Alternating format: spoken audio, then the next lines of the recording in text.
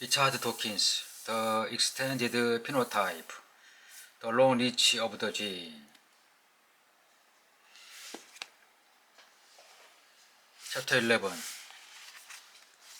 The Genetical Evolution of Animal Artifact.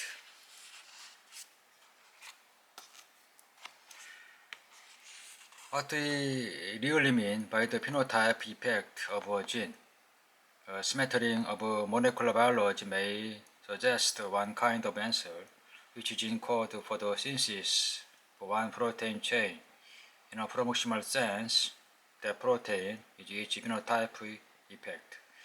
More distal effects like eye color or behavior are, in their turn, effects of the protein functioning as an enzyme. Such a simple account does not, however, cure much searching analysis.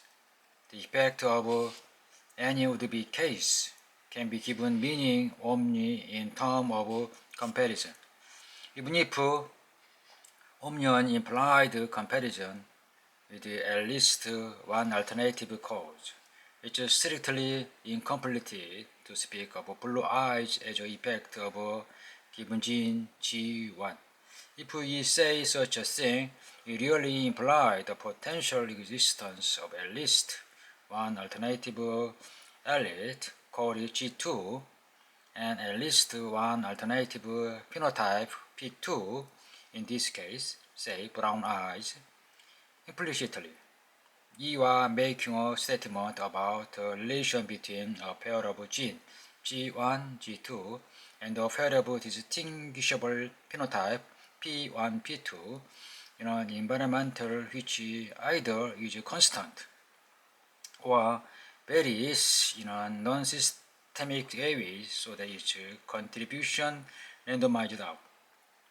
Environment, in the last clause, is taken to include all the genes of other rows and must be present in order for P1 or P2 to be expressed. Our statement is that there is a statistically tendency for individual with G1 to be more likely than individual with G2 is show P1 rather than P2. Of course, there is no need to demand that P1 should always be associated with G1, nor that G1 should always lead to P1. In the real world outside the logic textbook, the simple concept of necessary and sufficient must usually be replaced by statistical equivalent. Such an insistence that phenotypes are not caused by genes, by only phenotype differences caused by gene differences, may seem to weaken the concept of genetic determination to the point where it ceases to be interesting. This is far from the case, at least if the subject of our interest of natural selection, because natural selection too is concerned with differences. Natural selection is the process by which some alleles propagate their alternative and the instrument by which they achieve their phenotypic effect. It follows that phenotypic effects can always be thought of as relative to alternative phenotypic effect. It's customary to speak as if difference always means difference between individual bodies or other discrete vehicles.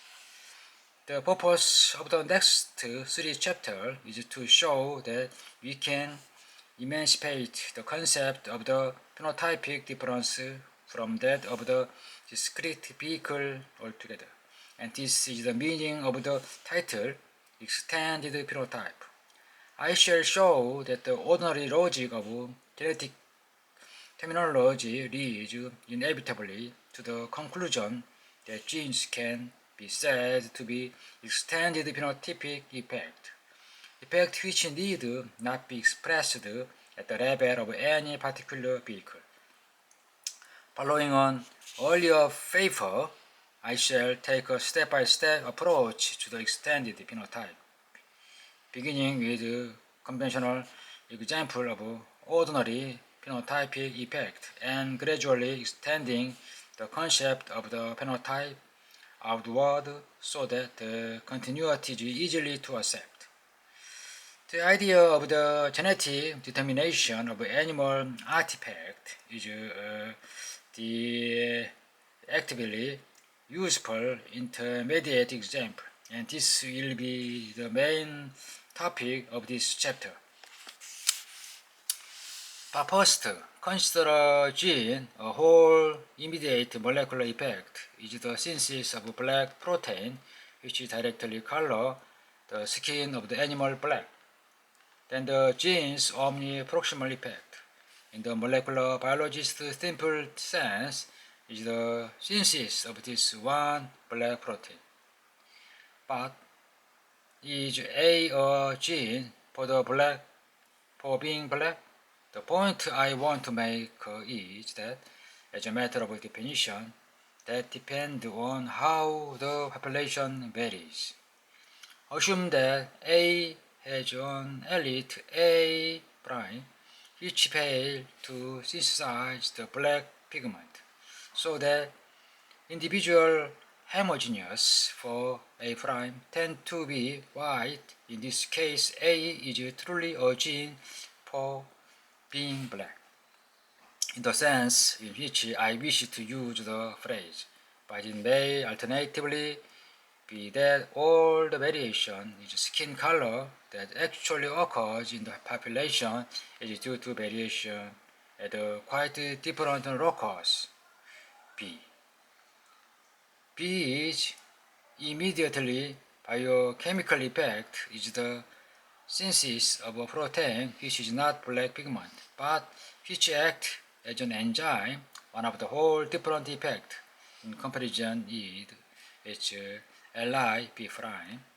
At some distance removed is the facilitation of the synthesis of A of the black pigment in skin cells. To be sure, A, the gene whole protein product, is the black pigment is necessary in order for an individual to be black. So are thousands of other genes, if only because they are necessary to make the individual exist at all. But I shall not call A a gene for blackness unless some of the variation in the population is due to lack of A. If all individuals without fail have A, and the only reason individuals are not black is they have B prime rather than B, I shall say that B but not A is a gene for blackness. If there are variation at both loci affecting blackness, we shall refer to both A and B as genes for blackness. The point that is relevant here is that both A and B are potentially entitled to be called genes for blackness, depending on the alternative that exists in the population. The fact that the causal chain linking A to the production of the black pigment molecule is short, while that for B is long and tortuous is irrelevant. Most gene effects seen by whole animal biologists and all those seen by ethologists are long and tortuous. A geneticist colleague has argued that there are virtually no behavior genetic traits because all those so far discovered have turned out to be byproducts of more fundamental morphological or physiological effects. But Baroness does he think any genetic trait is morphological, physiological, or behavioral, if not a byproduct of something more fundamental. If we think the matter through, we find that all genetic effects are bioproducts except the protein molecules. Returning to the black skin example, it's even possible that the chain of causation linking a gene such as B to its black-skinned phenotype might involve a behavioral link. Suppose that A can synthesize black pigment only in the presence of sunlight, and suppose that B works by making individuals seek sunlight, in comparison with B prime, which make them seek shade. B individual will then tend to be blacker than B prime individual because they spend more time in the sun. B is still, by existing terminological convention, a gene for blackness no less than it would be if its causal chain involved internal biochemistry only, rather than an external behavioral loop. Indeed, a geneticist, in the pure sense of the word, did not care about the detailed pathway from gene to phenotype effect.